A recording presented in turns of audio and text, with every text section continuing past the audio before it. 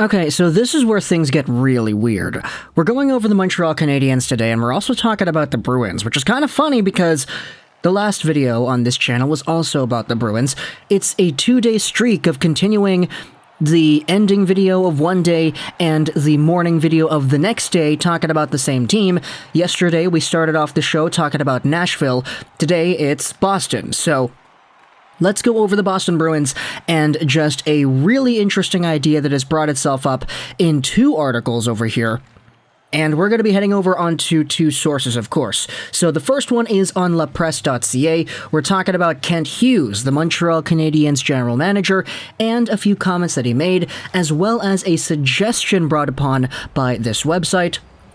And we're also going over onto Boston Hockey Now, published by Jimmy Murphy. It's an article over here discussing the Bruins' captaincy and what's going to happen with that position.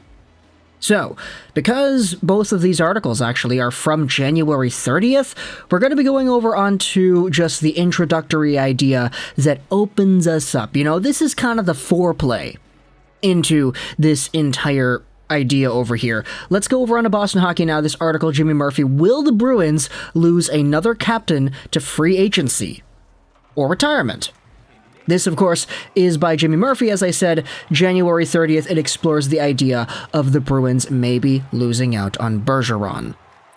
So, if we go over onto the article here, it says, after watching their longtime captain Zdeno Chara leave via unrestricted free agency in October 2020, could the Bruins actually lose a second straight captain via the UFA market next July? Current Boston Bruins captain Bergeron succeeded Chara as captain of the Bees, and after 2 seasons of wearing the C on his jersey, the future Hall of Famer, going out there and labeling that. Actually, yeah, I think it makes sense. He's been nominated for the Selke more times than I can count, so probably future Hall of Famer. He is still committed to this season and won't sign an extension until the 2021-2022 season concludes, leaving the door open, Silk Sonic, that he could become a UFA for the first time in his career on July 13th. Here are the quotes from Bergeron himself. My whole career, I've always felt like I've had the contract extensions and the long-term deals. So I felt this time I was like, I just want to play this year and see how I feel. See where we're at. See a lot of things. There are a lot of questions that I've asked myself that need to be answered. He says back on September 8th, I'm going to play out this year and then talk about contract matters after. It's something that a lot of people have asked me this summer, and the way that I approach it this year is to just concentrate on the year. I have a year left on my contract, and I think it would be useless for me to think about the long-term future. I want to create something special. We want to work towards winning the Stanley Cup. I know everybody says that, but that's definitely our goal as a team. I think it's better to be in that group of playoff teams, and I think that's where my focus is right now. I know that there's a lot less time for me in this league, so I'm pretty aware of that. That's coming to an end at some point, and I really need to enjoy that feeling and moment, said Bergeron, who started playing for the Bruins in 03-04. Does that mean retirement is a real possibility, Murphy asks. Now, a lot of these quotes over here from Bergeron are really safe. And that's the word I'm going to use to describe these quotes. It's like, yeah, he knows that he has himself 1 year left in his last year of his contract pretty much. Take a look at the structure of everything. $6.875 million, modified no trade, no move clause as well. He's been making this amount of money ever since 2014-15, and as a 36-year-old, you know, it's definitely something to think about when you consider where he goes in the future. He's got 34 points in 42 games played right now, so on pace for just about 68, 69 points. Pretty nice number right there. But Bergeron is indeed being very safe with the way he's talking about his contract extension potential with the media. Does that mean retirement is a real possibility? He says, it's one of those questions. It's like the $1 million question, right? Is it one of the boxes that are there? Yeah. It's one of those boxes that needs to be checked if that's where I'm at or not. And that's why I don't have the answer right now. I'm feeling good. I'm happy with how our team is trending right now, but yeah, it's there. It's not the only question. It's definitely not the only reason that I'm not signing either. And so he does go out there and say that, you know, we don't really know what the future holds in store here. There also is this idea brought up towards the end of the Boston Hockey Now article. If he does decide to actually test the free agency market, there will be no shortage of suitors. And his Bruins' longtime arch rival, the Montreal Canadiens, could already be eyeing him. Oh man. Oh man.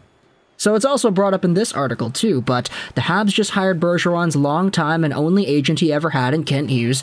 They also have a budding star in Nick Suzuki, who has tried to model his young career after the 4-time Selke Trophy winner. And on Friday, Suzuki was jokingly asked if he might try to persuade his Atlantic Division teammate to become his teammate with the Canadiens when the two play together at the 2022 NHL All-Star Game in Las Vegas next weekend. I don't know, we'll see what happens. He's been a Bruin for his whole career, so I don't know what the chances are that we get him, but obviously, it would be cool to play with him. We're on the same team for the All-Star Game, so maybe I'll chat with him there. That is the Boston Hockey Now piece, and I know, I kind of just spent this entire 6 minutes over here reading the quotes, but it is important to get where Bergeron is standing on this, and as we go over onto this article on La Presse, the same ideas are brought up. So this article, Interview with Kent Hughes, Leadership Sought, from January 30th, let's go over the part of the article where it talks about experience next summer. Saturday's incident was one where toughness and leadership intertwined. On the other hand, to hear Hughes talk, it's much more leadership that his team needs as well. They asked him, hey, are you going to get yourself another center to try to support Nick Suzuki, who's having an up-and-down season now that Deneau is not there? Ideally, yes, Kent Hughes says, but we're also going to need... We have young players like Suzuki, yeah, it pauses up like that, I know, it's weird. We have young players like Suzuki, even though he was part of the team last year, even though he has the letter on his jersey, he is one of the assistants. He goes into detail and he says this: Mark Recchi, even though he was at the end of his career, he really had an effect on Bergeron and Marchand in Boston. Same thing for Dave Andreychuk. When he was in Tampa, he was at the end of his career, but his leadership, his experience, the lessons he passed on to Brad Richards and to Lecavalier, even a little more to Martin St. Louis, that helped them a lot, and they progressed. It will be interesting, this article lays out, to see if Hughes will go after Bergeron. Hughes was Bergeron's agent for 20 years, and the Bruins center, whose leadership is unmistakable, is still without a contract for next season. He is also, not insignificantly, Nick Suzuki's youth idol. And so yeah, that's our idea over here. Patrice Bergeron, current Boston Bruins captain and longtime Bruins two-way center phenom. Could we see him suit up in Montreal? Now obviously, the other angle that we haven't discussed this entire time is that Bergeron is indeed from Quebec, so... yeah, there's already a connection there that a lot of Montreal Canadiens fans would want to go out there and immediately point out. But, as we've discussed from the two articles on Boston Hockey Now as well as La Presse, you don't even need to talk about Bergeron and his origins to find a connection with this team. The fact is, his former agent is now the GM, and Nick Suzuki is a guy that absolutely loves this player. You take a look at what Kent Hughes says about leadership and mentorship. Hey, he talked about Recchi and Bergeron and Marchand. He talked about Andreychuk and Lecavalier in St. Louis. And he's apparently a big fan of that leadership, those older veterans coming into a team and really shaping up the young guys in their careers and giving them something, a model of some sorts, to follow. And of course, with the Boston Bruins and their uncertainties with how Bergeron is going to stick around, should Bergeron actually go to free agency, I would be very intrigued as to seeing what would happen next. Kent Hughes would probably have himself some form of an edge in any sort of free agency negotiations because Bergeron being the guy who he is, represented by Kent Hughes for all these years, there definitely would be something there, I would think. And just based off of the values, it actually makes a lot of sense here, but... you know, the very first thing, the prerequisite to this entire conversation is Bergeron needs to go to free agency and Bergeron needs to not retire. If any of those two things do not come true, then all of a sudden, okay, Bergeron to Montreal is a pipe dream. But either way, if you're a Boston Bruins fan, let me know in the comments what do you think about the entire idea of Bergeron potentially leaving and going to free agency. You know, he didn't re-sign a contract this entire time, and he's been very adamant that he wants to play the season out before he gets that pen to the dotted line. And I want to know your thoughts on that. Do you think Bergeron has a long-term future, even more extended beyond 2021-2022 with the Bruins, or do you see it more realistically like, okay, he's probably going to retire, or he's probably going to go to free agency, he's probably going to go to another team? Montreal Canadiens fans, if that team is indeed the Habs, let me know your thoughts in the comment section below. I hope you enjoyed this,